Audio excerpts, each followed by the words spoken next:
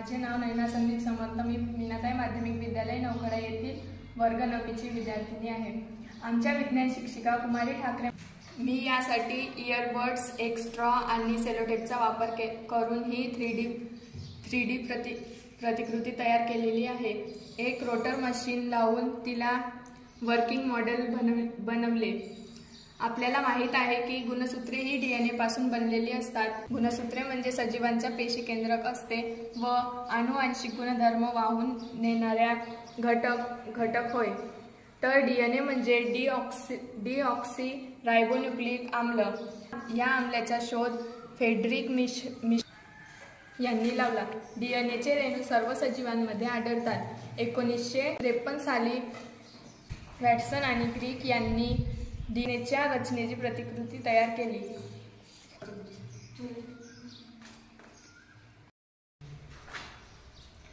या प्रतिकृतीत न्यूक्लियोटाइडचे धागे द्विसर्पिल प्रकारचे असतात।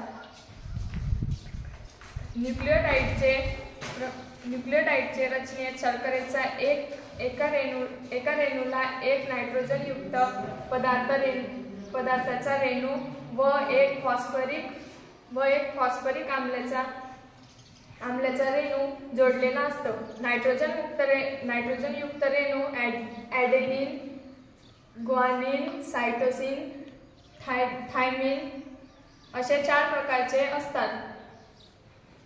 त्यापैकी ॲडेनिन व ग्वानिनला प्युरिन्स म्हणतात, तर सायटोसिन व थायमिनला पिरिमिडिन्स म्हणतात।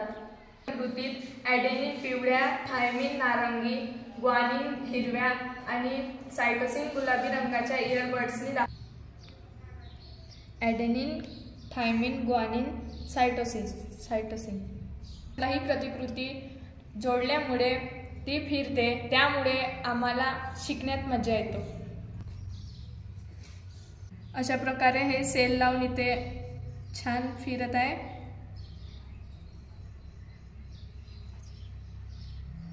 त्यामुळे विद्यार्थ्यांना शिकण्यात आनंद मिळतो। मी अशी पण एक स्ट्रॉ आणि सेलोटेप वापरून DNAची प्रतिकृती तयार केलेली आहे।